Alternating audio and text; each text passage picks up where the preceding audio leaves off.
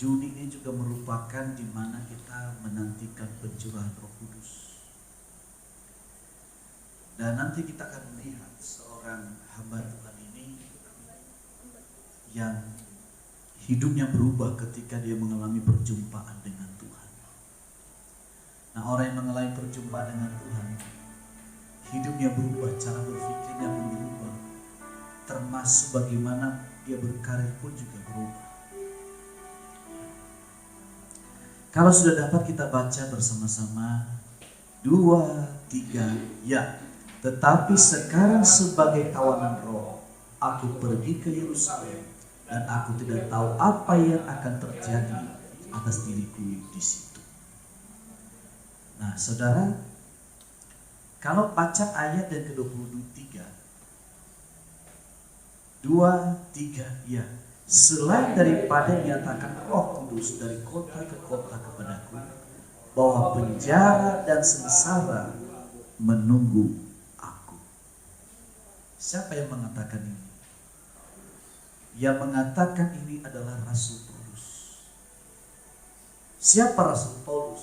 Dia katakan dia seorang anak muda. Alkitab mengatakan tidak ada anak muda sepintar beliau pada zaman. Dia memiliki seorang guru besar yang bernama Gamaliel. Dan sejarah literatur Alkitab menuliskan Gamaliel pun juga kalah dengan kecerdasannya yang luar biasa. Selain dia seorang yang cerdas, orang yang pintar, tapi juga dia orang yang ganteng. Karena apa? Golongan Paulus ini golongan Sanhedrin,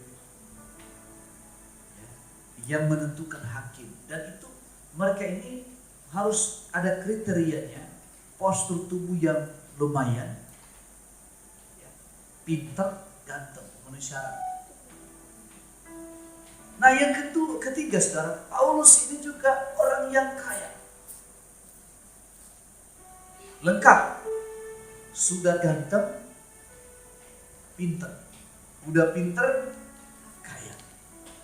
Saya percaya idola semua wanita. Betul enggak? Betul enggak? Chelsea. Ini namanya double namanya. Ini Chelsea juga. Senang kan? Ganteng, cerdas, kaya. Senang gak pria seperti itu? Oh, senang, semua senang. Itu idola. Dan dia selain itu yang keempat, dia pemuda yang alim, yang tidak cacat melakukan hukum Taurat. Salah satu hukum Taurat apa? Jangan mengingini milik sesama. Oh, saya percaya pria ini pria yang setia, gak suka diri sana dari sini. Satu-satu aja. Nah, sekali lagi saya tanya Mas Pak Chelsea, senang gak pria seperti itu? Luar biasa, lengkap. Ya, saya percaya semuanya, termasuk orang tua. Masuk Ibu Elis di sini. Waduh, ini menantu yang diidam-idamkan. Wow. Ya kan? Saudara kasih Tuhan. Tapi Rasul Paulus ini, ketika Roh Kudus dicurahkan di Yerusalem, pada waktu para rasul, Alkitab mengatakan mereka bukan orang terpelajar. Tapi luar biasanya ada tanda-tanda yang menyertai. Paulus yang pintar, yang cerdas, tidak mampu melihat pekerjaan daripada Roh Kudus. Sehingga dia menangkap jemaat-jemaat Tuhan.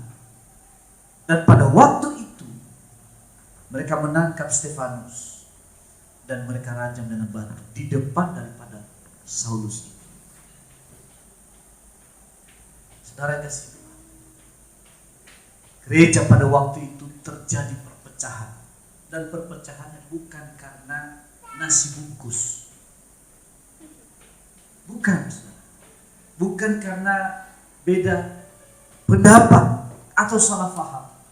Tapi karena gereja pada waktu itu mengalami aniaya yang begitu besar, begitu luar biasa, sehingga mereka lari kemana-mana. Nah, pada waktu itu juga Saulus punya kesempatan, yaitu apa? Untuk membunuh orang-orang yang mengikut jalan Tuhan Yesus.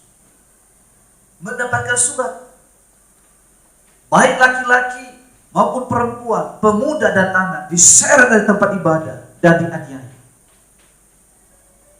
Tapi luar biasa, saudara, di dalam Kisah Para Rasul pasal yang ke-9, Alkitab ini menuliskan bagaimana Paulus mengalami perjumpaan dengan Tuhan. Saya bacakan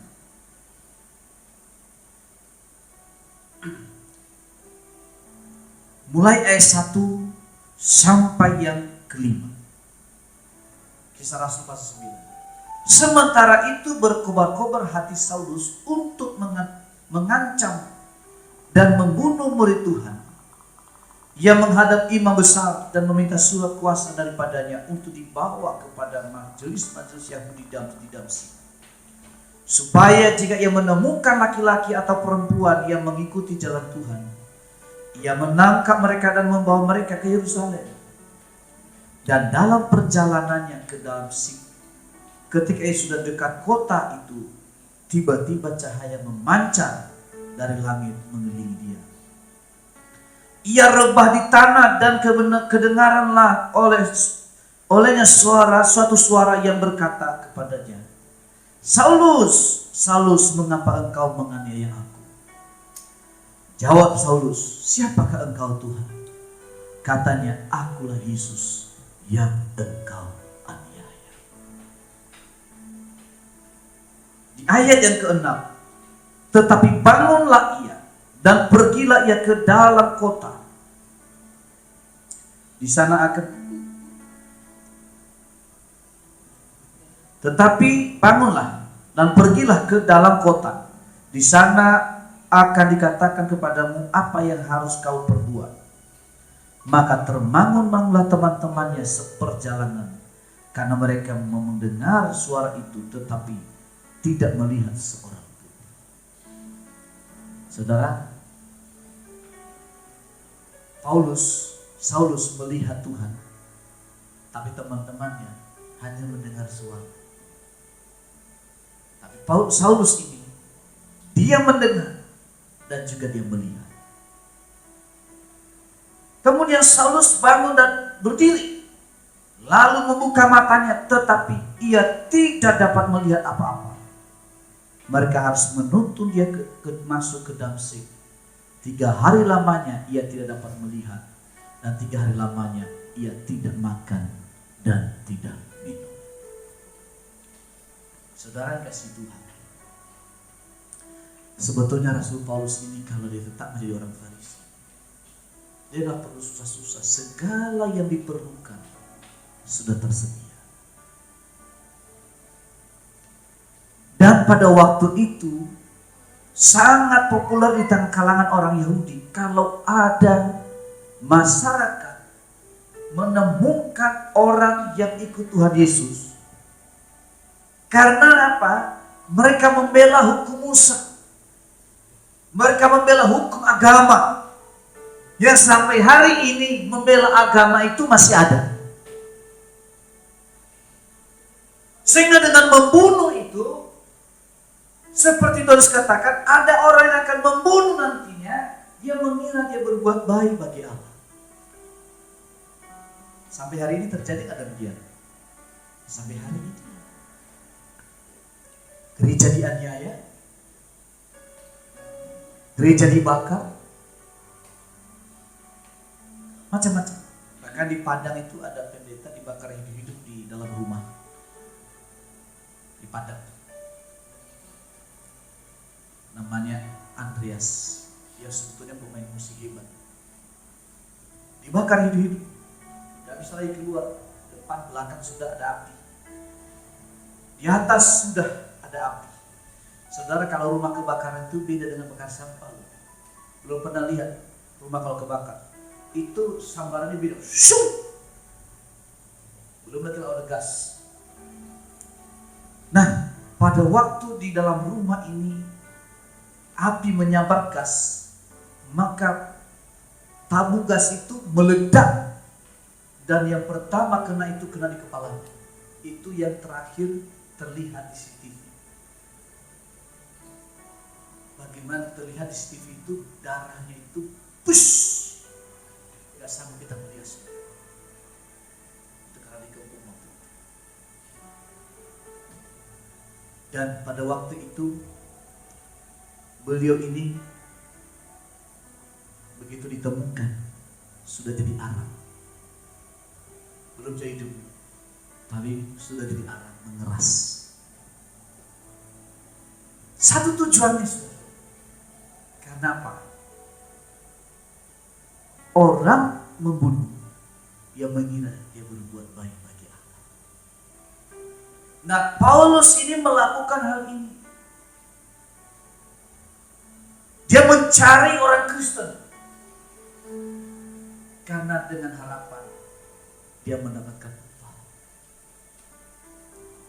Dan tidak ada yang bisa menghalangi langkahnya. Satu-satunya yang mengubah pola dia berpikir adalah perjumpaannya dengan Yesus.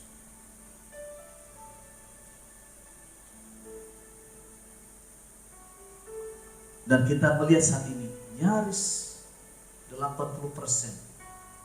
suratan Injil ditulis oleh Rasul Paulus yang menganiaya. Maka dari itu jangan jual Yesus oleh karena harta. Khususnya bagi anak-anak muda, jangan jual Yesus karena cinta. Nah, ini masih banyak muda-muda kan sini. Ini masa pertumbuhan, termasuk anak saya. Karena apa? Ada darah yang tertumpah untuk kita mendengarkan berita Injil. Amin. Ya. Tangkap baik-baik. Pada waktu itu, saudara kasih Tuhan, Paulus berjumpa dengan Yesus dan mengakibatkan matanya menjadi buta dan tidak mampu melihat apa-apa. Sampai dia bawa ke kota Damsyik, dan pada waktu itu seorang yang sederhana bernama Ananias, Tuhan berfirman, pergilah dan temui yang bernama Saulus. Bayangkan, Ananias pun ketakutan. Ini orang yang jahat, ini kan menyerahkan nyawa di Tuhan. Tapi Tuhan katakan tidak. Di ayat yang ke-19 dituliskan begini. 16. Aku sendiri akan menunjukkan kepadanya betapa banyak penderitaan yang harus dia tanggung oleh karena nama.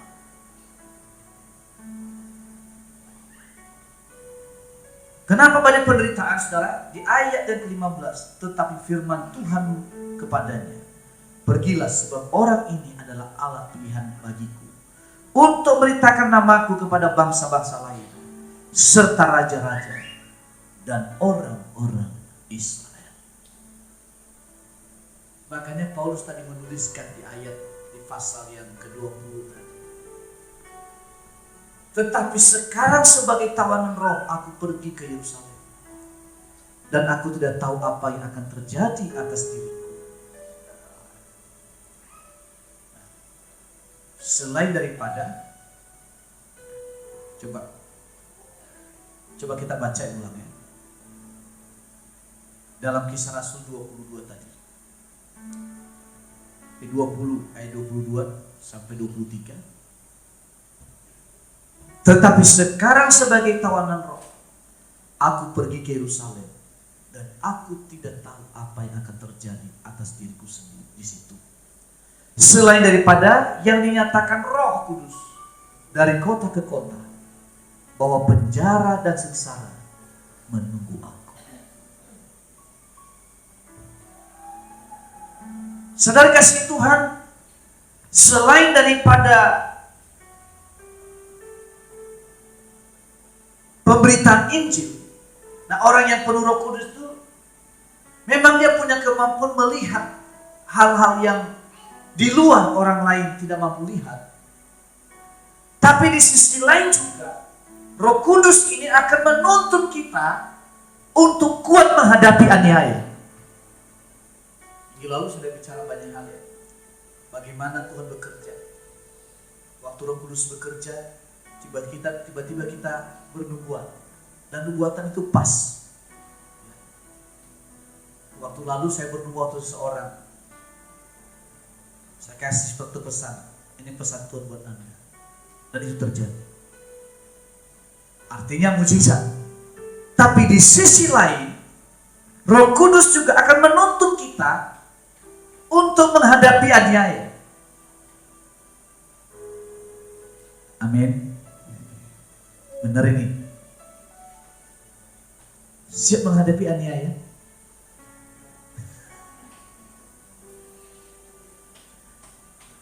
Anda minder nggak berkumpul di tengah-tengah Anda sendiri orang Kristen di sana? Minder nggak Anda mengakui Anda sebagai Kristen? Atau ikut-ikutan? Oh, pokoknya agama itu semua sama saja. Yang bisa menjauh Anda sendiri. Saudara, pernah satu ketika di wilayah kami itu berkumpullah teman-teman di luar seiman. Nah, karena saya orang lama di sana, ketika kumpul-kumpul, banyak mereka bicara tentang iman Kristen. Nah, saya diam, dengar dulu. Argumentasi, mereka berargumentasi, mereka berbicara, mereka menunjukkan saya ayat dan sebagainya. Nah, satu waktu tiba-tiba saya berdoa, Tuhan, berikan saya hikmat, supaya jangan menyinggung, tapi juga jangan membuat saya takut. Dan juga jangan seperti saya tampil seperti orang bodoh di tengah-tengah orang yang seperti serigala ini. Satu ketika saya mau begini. Siapa tokoh yang tidak pernah menganiaya siapapun dan tokoh yang menjadi teladan sepanjang masa? Mereka mengatakan ya jelas saja Yesus, tapi kan belum sempurna, yang menyempurnakan A dan B. Saya tanya lagi, apakah Yesus pernah memiliki karakter yang amoral? Yesus pernah menganiaya? Belum pernah. Yesus pernah berperang? Belum pernah. Apakah Yesus ketika dia mendengar orang lain, ketika dia menasihatin orang, kalau ada yang menampar pipi kananmu, lalu balas dengan golok? Tapi Yesus ajarkan, siapa yang menampar pipi kirimu, berikan juga pipi. Pokoknya hanya Yesus. Nah, kalau memang itu penyempurna, tapi kenapa bertolak belakang? Bukankah itu merusak kalau kita bicara logika? Kan begitu kan? Adakah Yesus mengoleksi banyak perempuan? Iya kan? Buru-buru mengoleksi perempuan. Yesus tidak pernah menikah, tapi tidak pernah terpikirkan hal-hal yang disebut cantik. Ini kita bicara logika. Karena saya juga hati-hati bicara, saya juga takut juga dong. Takut juga kita. Kenapa? Rumah dekat situ. Kalau di luar itu kalau masih sendiri sih libas saja. Nah, waktu itu mereka istilahnya agak mikir ya. Oh iya juga ya. Kemudian saya tanya, Yesus ada di mana? Oh, di surga, karena diangkat ke surga. Kalau memang yang kamu bilang itu menyempurnakan, sekarang ada di mana, bos? Benar nggak? Yesus di surga, yang lain masih bangkit. Dan anehnya mereka berdoa untuk orang mati. Kita berdoa untuk Allah yang hidup karena ada di surga.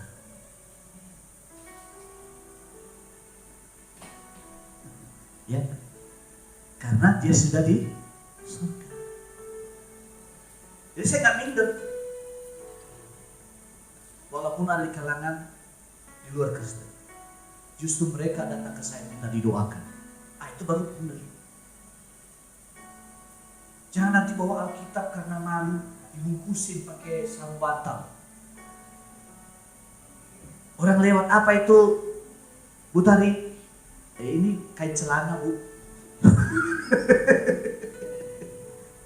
Harus percaya Alkitab. Alkitab udah palsu, mana yang asli? Kan gak ada juga kan? Kalau gak ada bukti, berarti kamu pembohong. Berarti kamu pemfitnah. Kalau kita bicara hukum, harus ada bukti. Siapa yang menuduh harus membuktikan. Kalau menuduh tanpa bukti, itu pidana. Kalau menurut undang-undang Indonesia.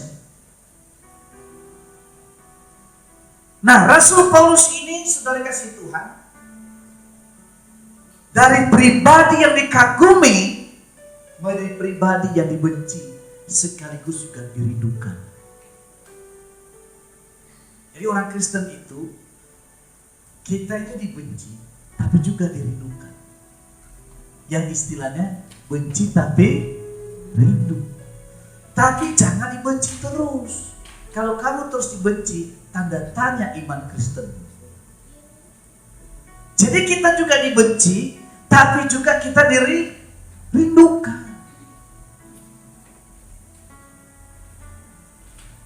Saudara, ada juga tokoh agama yang saya doakan.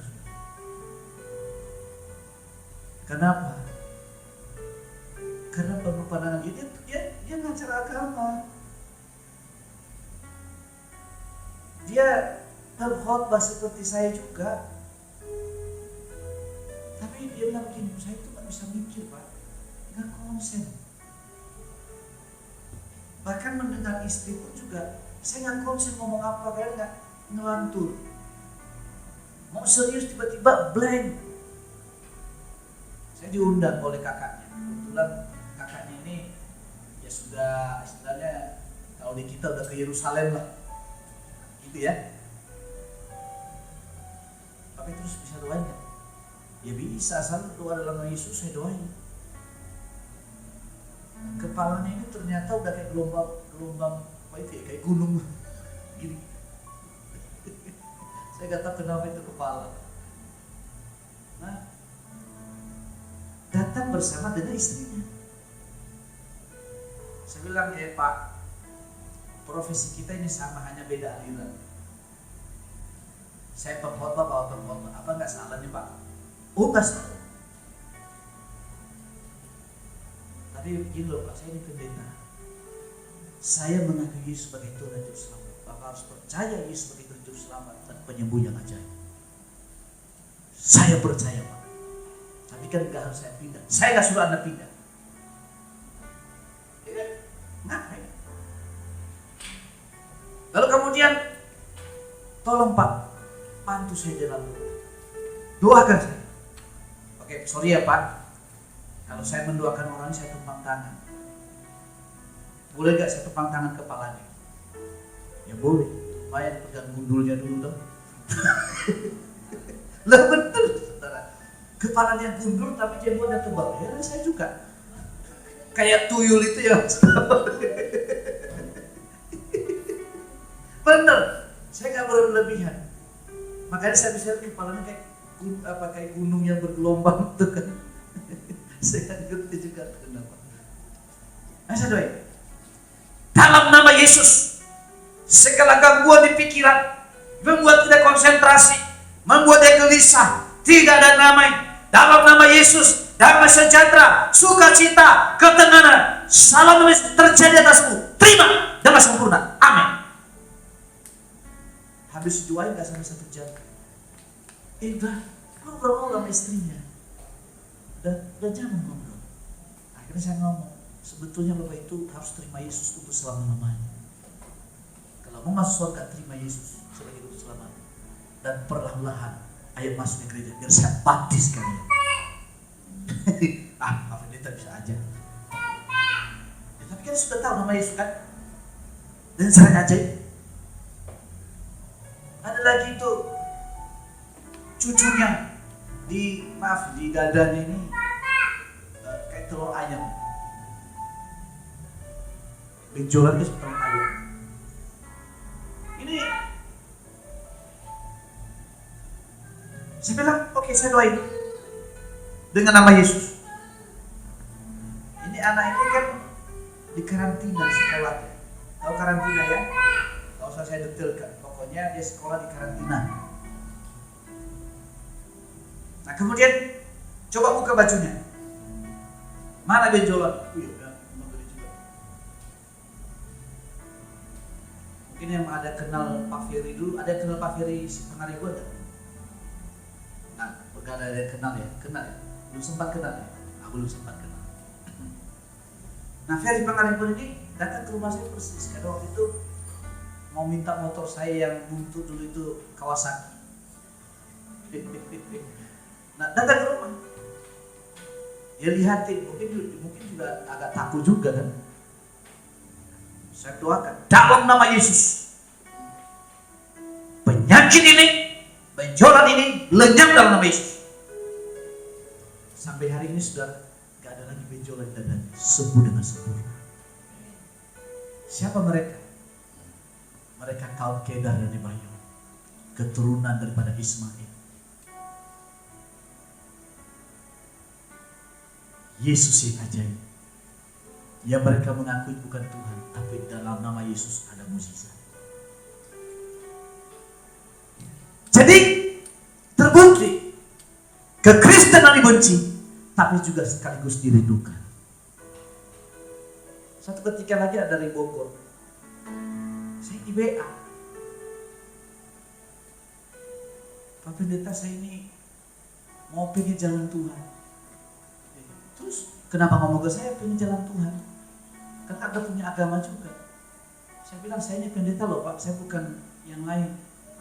Ya nggak pada urusan Pak, ya pokoknya saya pengen jalan Tuhan. Bisa datang nggak ke rumah saya di daerah Ciseeng sana itu? Ya ternyata orang Chinese yang sudah berpindah, bermuara ke tempat lain. Saya bilang, kan Anda sekarang ini kan sudah punya keyakinan. Kenapa undang pendeta? Harusnya sebaliknya dong, ini undang. Anda punya keyakinan ini, tapi undangin pendeta. Salah Anda ini. Aduh, jangan gitu dong Pak. Ya udah, kita doain. Tapi terima Yesus. Ya, jadi waktu itu agak muncul keberanian sedikit. Berani-berani, tapi sekaligus juga agak takut-takut. Saya doain. Puji Tuhan, dia sembuh. Jadi Rasul Paulus ini juga sama. Orang Yahudi merindukan kehadirannya, tapi di sisi lain dia dibenci oleh orang-orang Farisi. Kenapa? Karena orang Farisi kehilangan pamornya. Tapi yang ikut Rasul Paulus ini, kebanyakan mereka adalah masyarakat bawah.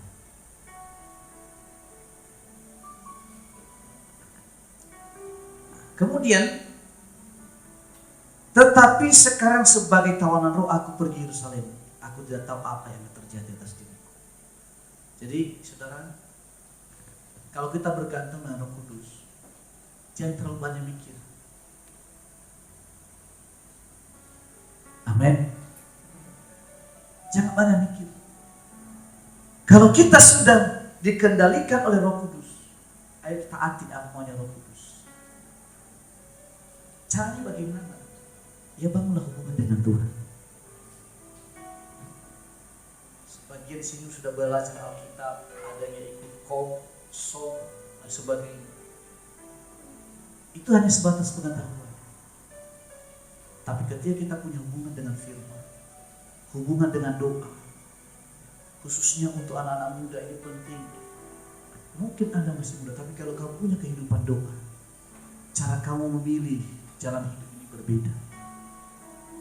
Kenapa? Karena hatimu ditawan oleh Roh Kudus. Kau bisa mampu mengambil keputusan meskipun itu sulit, berat hati. Ada teman saya kenal beliau itu sebelum saya menikah. Jadi sekarang beliau udah menikah, kami sudah sama-sama menikah. Saya nggak tahu udah punya anak atau tidak. Tapi saya kagum dengan kesaksiannya. Karena kami berteman ini, waktu itu saudara, dia minta doa supaya dapat pasangan. Dapat pasangan. Sebetulnya anak ini termasuk cantik. Cantik. Pekerjaannya juga menjanjikan. Nah saudara, dia berpacaran 10 kali. Ini apa? Bagi yang punya anak, perlu nasihat bagi anak seperti ini. 10 kali berpacaran, putus semua. Yang pertama, sebetulnya dia sangat mencintai ini pria, tetapi ketika masuk pada ketika menjalani, pria ini sudah berani tidak senonoh yang seharusnya belum waktunya, tapi udah terlalu berani, putus. Tapi dia bilang ini, hati saya sakit. Ya iyalah, namanya orang udah cinta. Tapi aku harus memilih ikut Yesus. Pada waktu itu saya juga gak bisa banyak ngomong, karena saya namanya orang putus cinta itu kan gak semudah itu kita nasihatin ya. Ya putusin. Oke, 1 tahun kemudian ketemu lagi. Karena kali ini orang gereja. Tapi walaupun orang gereja saudara, tapi pria yang dekat dengan ini, dia baik, tapi moralnya yang rusak. Jangan salah, orang jahat itu bisa lo baik, tapi masalah moral kita nggak tahu, betul nggak? Putus lagi. Dan setiap dia berpacaran itu pasti dia ngomong ke saya. Setiap juga mau ngambil keputusan putus, dia juga ngomong ke saya. Karena emang kami udah teman baik, sahabat lah. Saya kenal kedua orang tuanya. Beliau juga istilahnya melayani di gereja sebagai guru sekolah minggu. Masih ada orang sekarang ini mau kenal, nanti kalau kita ke Jawa Timur kita akan ketemu ke rumahnya. Orang tuanya sangat baik sama saya juga. Karena dulu itu waktu saya masih belum menikah, saya melayani ke gereja mereka. Saya diundang. Nah, sampai pada akhirnya, bayangkan 10 kali berpacaran, satu yang dipertahankan, kekudusan ini. Nah ini yang terakhir, suaminya, calon suaminya itu sekarang jadi suaminya. Waktu dikirim ke saya agak kurang yakin. Karena penampilannya, waduh ini ngeri juga ini. Akhirnya saya ngomong, ayo kita doa aja dulu. Kalau memang jodoh dari Tuhan, gak akan kemana, tidak perlu dikejar. Dia datang dengan sendiri. Satu. Yang kedua, saya bilang begini, saya percaya kamu wanita yang baik dan prinsip yang baik. Dan saya juga percaya kalau kamu belajar menjadi wanita yang baik, pasti Tuhan kirimkan pria yang baik menjadi pendamping hidup. Cuma itu pesan saya. Sayangnya waktu itu saya diundang waktu mereka menikah, berbenturan dengan saya wisuda.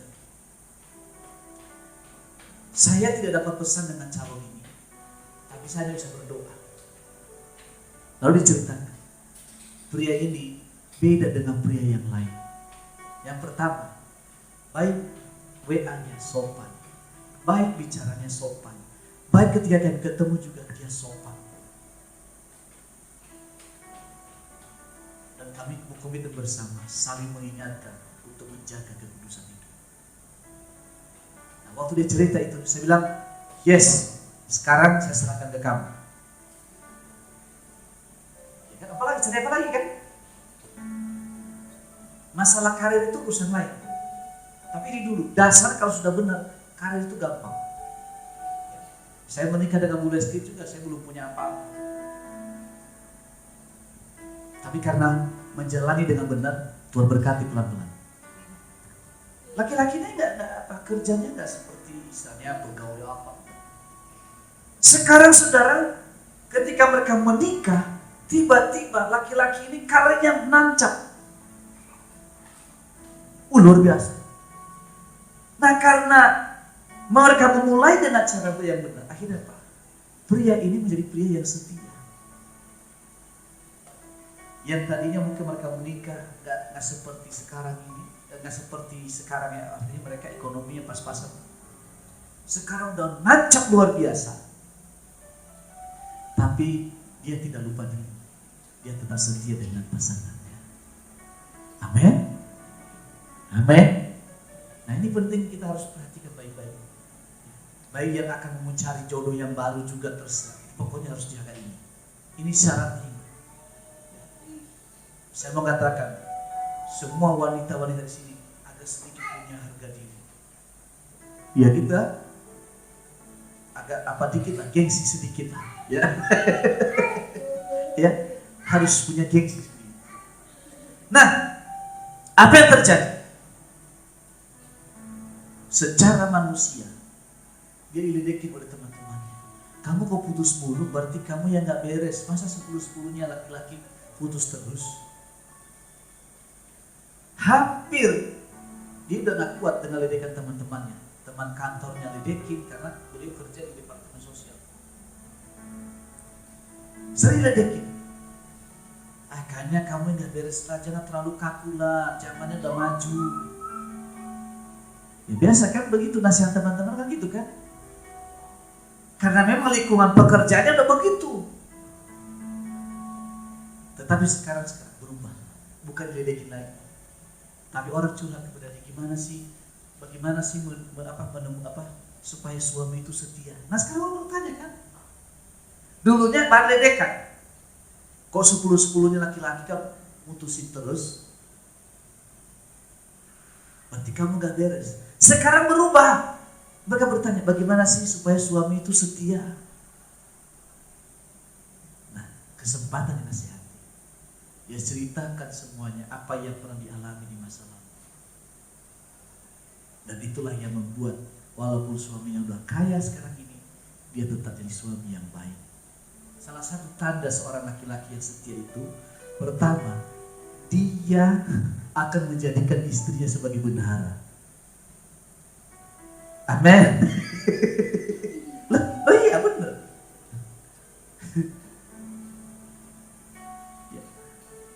Nah, maka dari itu istri punya peranan yang luar biasa dalam hal ini. Bagaimana menjadikan suaminya percaya kepada dia, sebagaimana Amsal. Ada kan Amsal mengatakan hati suaminya percaya kepada dia.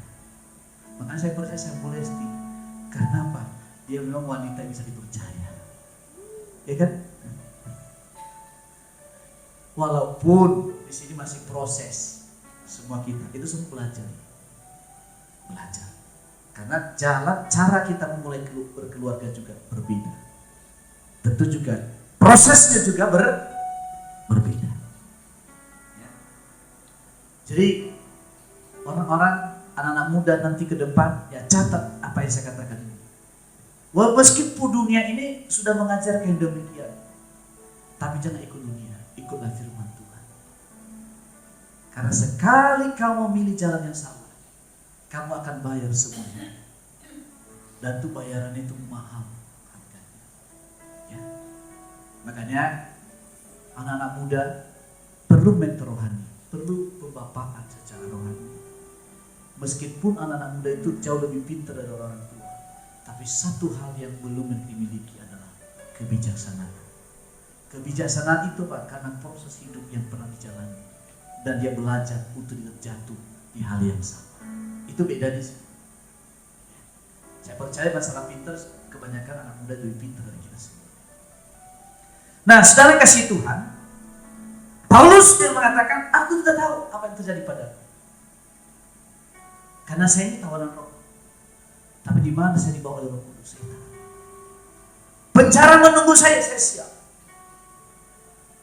Aniaya menghadapi saya siap. Dikhianati, saya sudah siap. Difitnah, saya sudah siap. Saya tidak pernah tahu itu akan terjadi. Tapi ketika diperhadapkan, saya pasti mampu menghadapinya. Itu. Kalau kita menjadi tawanan Roh Kudus. Mau menjadi tawanan Roh Kudus? Mau bersedia? Yang pertama, bangun hubungan dengan Tuhan. Membangun hubungan dengan Tuhan, yang pertama melalui doa. Harus senang berdoa. Sekali lagi, saya minta kita harus senang berdoa. Kalau banyak orang melihat mukjizat ketika menyertai pelayanan kami, itu semua karena ada doa. Yang kedua, jangan lupa firman Tuhan, renungkan firman ini. Itu kunci. Yang ketiga, jangan lupa masuk dalam pujian. Jadi jangan hanya bisa menghafal lagu sekuler aja. Lagu sekuler itu kadang-kadang nggak semua salah sih. Ada juga, tapi kadang-kadang kebanyakan orang memilih lagu yang salah, yang berbahaya. Lagu yang bila kau mati, aku mati. Nah ini kan bahaya itu. Hah? Walau tanpa cinta, sehidup semati, saya nggak mau. Saya sama Budes dari saya nggak mau sehidup semati. Ya kan? Nah, repot kan? Kalau pasangannya bunuh diri, ikut bunuh diri juga. Kan enggak? Itu salah. Ya. Sekarang itu banyak macam-macam. Lelaki buaya darat. Lah. Akhirnya terinspirasi banyak ibu-ibu ngomong suaminya buaya darat. Yang repot kayak gini ya.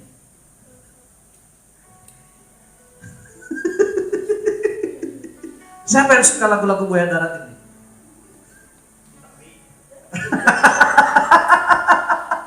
Awas ya. Yang menyanyikan buaya darat itu benar-benar loh, suami jadi buaya darat. Nah benar. Saya nggak mengenal-menamai.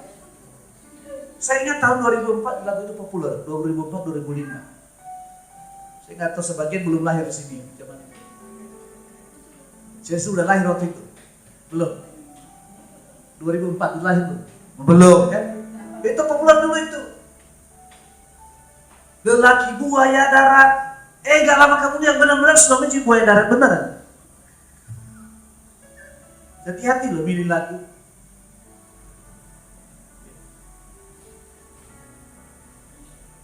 Bukan nggak boleh, tapi coba lagu-lagu yang motivasi kita. Apalagi teman tapi mesra. Apa maksud? Siapa yang punya TTM di sini? Gak ada ya. Teman tapi mesra. Lah, emang cukup pertemanan hidup ini? Awas ya, yang pria-pria yang punya TTM. Jangan coba-coba ya. Ya, wanita-wanita awas. Lagu itu bisa menginspirasi ke arah yang positif maupun negatif. Jadi harus hati-hati.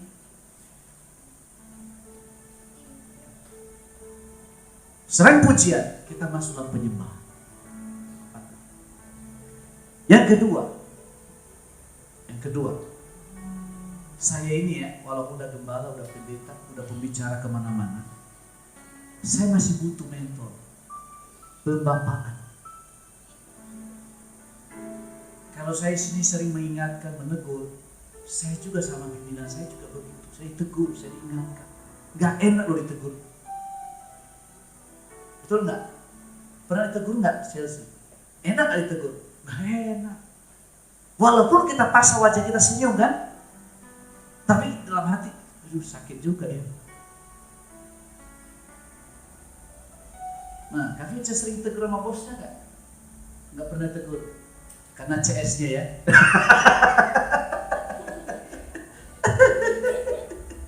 Ya kan gitu kan. Jadi harus ada yang mentor. Mentor itu tidak selalu sejalan dengan kita. Kalau sejalan dengan kita itu bukan mentor, bukan pembapak. Nah, yang membapai kita itu macam-macam. Bisa pendeta di sini, saya di sini, bisa teman kita, bisa kakak rohani kita, bisa orang tua kita juga. Dan yang ketiga, kita harus memiliki komunitas yang sehat. Bukan berarti kita nggak boleh bergaul, boleh. Tapi komunitas yang sehat itu harus ada. Yang selalu mengingatkan kita. Ya. Jadi itu kuncinya. Supaya kita ditawan oleh Roh Kudus. Bergaul dengan orang-orang yang rohani. Mereka punya kelemahan-kelemahan. Tapi sekaligus juga punya kelebihan-kelebihan. Amin.